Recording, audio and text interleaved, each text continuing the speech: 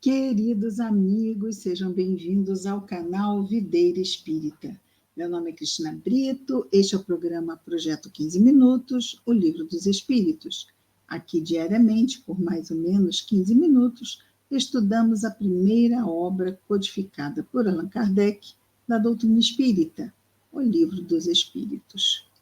Estamos atualmente no livro segundo da obra, que trata do mundo dos espíritos, ou mundo espiritual. Esse segundo livro, ele tem 11 capítulos. Nós estamos no 6º capítulo, que fala da vida espiritual, e estamos no final da questão 257, que é o ensaio teórico sobre a sensação dos espíritos. Nós já vimos aqui muitas coisas sobre, agora mesmo, sobre como é quando desencarnamos, a questão da percepção nossa dessa nova dimensão, que na verdade não é nova, nós estamos retornando ao mundo espiritual, da onde saímos para reencarnarmos mais uma vez. Então, vamos ver aqui um pouco antes do nosso texto de hoje, porque todo esse ensaio teórico é um texto longo e nós, na medida em que dá os 15 minutos, nós vamos parando, não é? Sendo assim, vejamos o que vimos ontem, um trechinho, e aí eu aviso quando for o trecho de hoje, ok? Ontem nós vimos assim, e isso está mesmo mais ou menos 1,5 página, 2, antes do final da questão 257. E Kardec nos diz assim: nos primeiros instantes que se seguem à morte, a visão do espírito é sempre turbada, como se estivéssemos assim ajustando a visão. Não temos mais a ligação com o corpo grosseiro. Então, estamos nos readaptando quando, por exemplo, nós saímos de um lugar escuro e temos luz, nós temos o quê? Vemos aquele clarão e temos que nos readaptar a nossa visão àquela luminosidade. Apenas para termos uma comparação assim, limitada, mas é uma comparação. Então, nos primeiros instantes, a visão do espírito desencarnante é sempre turbada e confusa. Aclara-se, torna-se mais clara, à medida que ele se desprende e pode adquirir a nitidez que tinha durante a vida, independente da possibilidade de penetrar através dos corpos que nos são opacos. Quer dizer, mesmo que não consiga ver através de corpos opacos, ele vai ter uma boa visão, vamos dizer assim. Isso se não houver nenhum problema de ordem mental que dificulte isto. Algum sentimento de culpa voltado para uma ação que tenha comprometido e envolvido a visão, por exemplo. Mas, sendo um caso que não abarque isto, a visão é normal.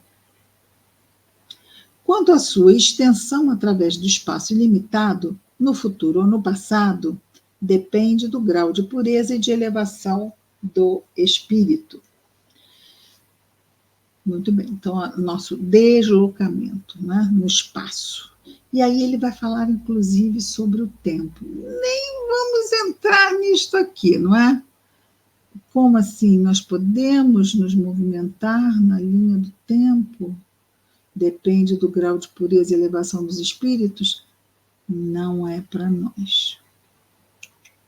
Mal damos conta do presente. Não temos essa condição. Continua Kardec dizendo: objetarão, talvez, ou seja, terão reservas ou algumas discordâncias até, que esta teoria nada tenha de tranquilizadora. Algumas pessoas podem achar que essa teoria nada tem de tranquilizadora. Pensávamos que, uma vez libertos de nosso envoltório grosseiro, ou seja, o corpo carnal, instrumento das nossas dores, não sofreríamos mais. E eis que nos informais de que ainda sofreremos, visto que, de uma forma ou de outra, será sempre sofrimento. Né? Mal-estar, o incômodo, ele diz, será sempre sofrimento. Ah, sim, podemos ainda sofrer, e muito, e por longo tempo, mas podemos também não sofrer, até mesmo desde o instante em que deixamos esta vida corporal. Vamos voltar ao final do parágrafo anterior, não é? Depende do grau de pureza e de elevação do espírito. Continua Kardec. Os sofrimentos deste mundo independem, algumas vezes, de nós, mas muitos deles são consequências da nossa vontade. Como assim? Livre-arbítrio. Fizemos escolhas. Escolhas têm consequências. Nem todas as escolhas podem ter sido felizes, e não tendo sido felizes, vão ter consequências também não felizes. Remontando à origem de cada um, ou seja, de cada mundo, ver-se-á que a maior parte de tais sofrimentos são efeitos das causas que poderíamos ter evitado. Nós estamos mesmo num mundo de provas e expiações, e aqui ainda espíritos imperfeitos. Sendo assim, se não vigiarmos, não buscarmos oração, podemos, sem querer, por invigilância, nos deixarmos arrastar por condicionamentos passados de escolhas infelizes.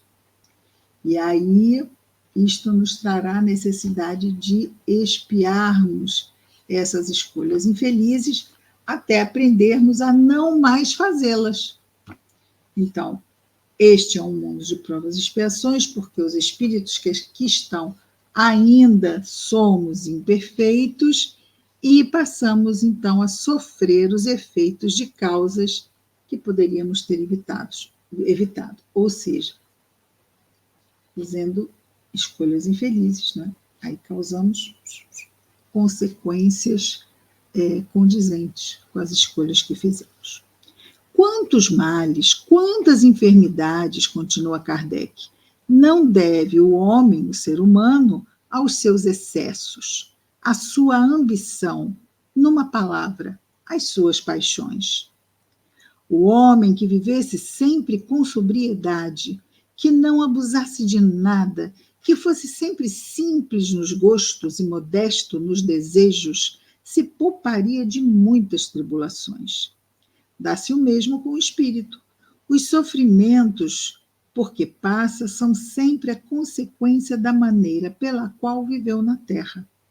Certamente já não sofrerá de gota nem de reumatismo. A gota era muito comum, ainda existe, não é? O problema de gota é o excesso de ácido úrico, não é? E isto vai pela péssima alimentação e etc. E o sangue fica mesmo cheio de impurezas que dão isto.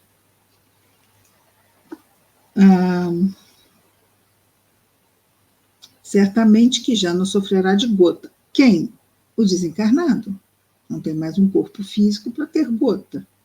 Nem de reumatismo. Por quê? Porque também não tem mais um corpo físico para sentir dores nas juntas. Mas experimentará outros sofrimentos que não serão menores. Vimos que seu sofrer resulta dos laços que ainda o prendem à matéria, que quanto mais livre estiver da influência da matéria, ou por outra, quanto mais desmaterializado se achar, menos sensações dolorosas experimentará. Se ele está mais desprendido da matéria, aí nós sabemos que os dois critérios para desencarnarmos bem é desapego e consciência tranquila. Então, se tivermos isto, mais tranquila será a nossa desencarnação. Quanto mais desmaterializado se achar, menos sensações dolorosas experimentará, porque não estará preso a essas reminiscências, não é? Ora, depende dele, do desencarnante, libertar-se dessa influência desde a vida atual, falando, né? Desapego, consciência tranquila.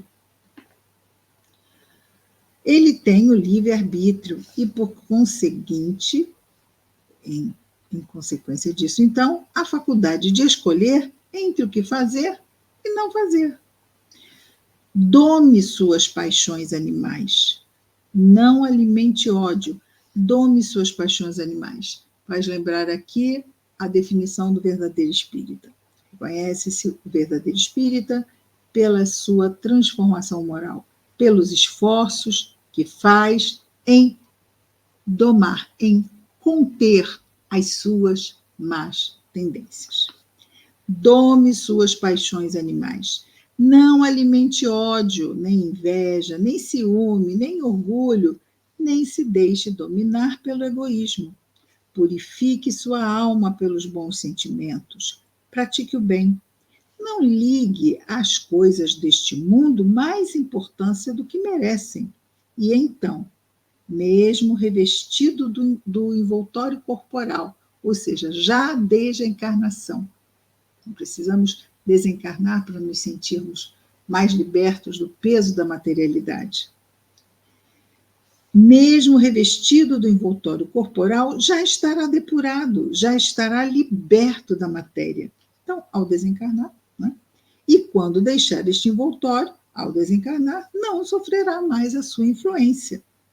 Os sofrimentos físicos por que passou não lhe deixarão nenhuma recordação dolorosa. Pode estar a ter desencarnado da maneira mais dolorosa, mas está desapegado da matéria. Desencarnou, toda a dor ficou ali, naquele corpo que estava sofrendo essa dor.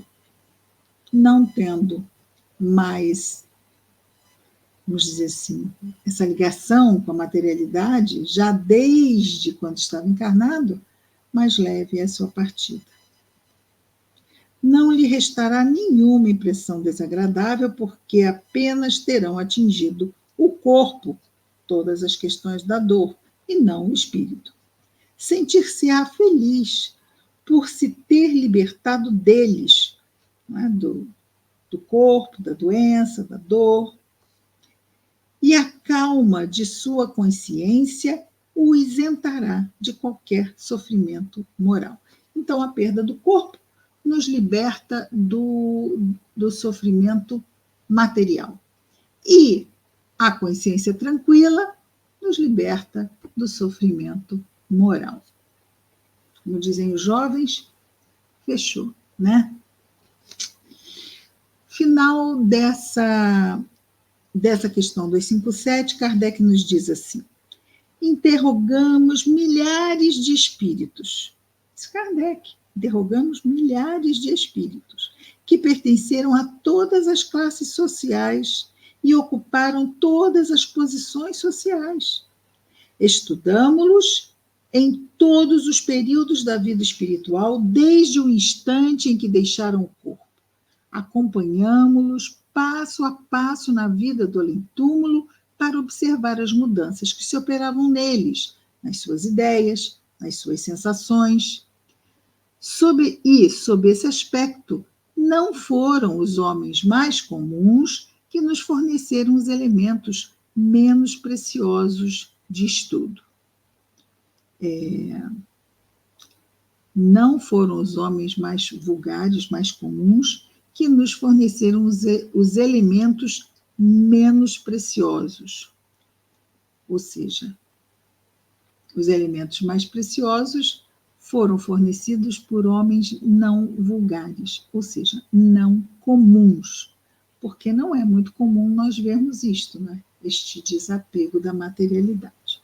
Ora, notamos sempre que os sofrimentos guardavam relação com a conduta que tiveram e cujas consequências experimentavam, e que nessa nova existência, e que essa nova existência é fonte de inefável felicidade para os que seguiram o bom caminho. Essa nova existência é a existência no mundo espiritual depois da desencarnação.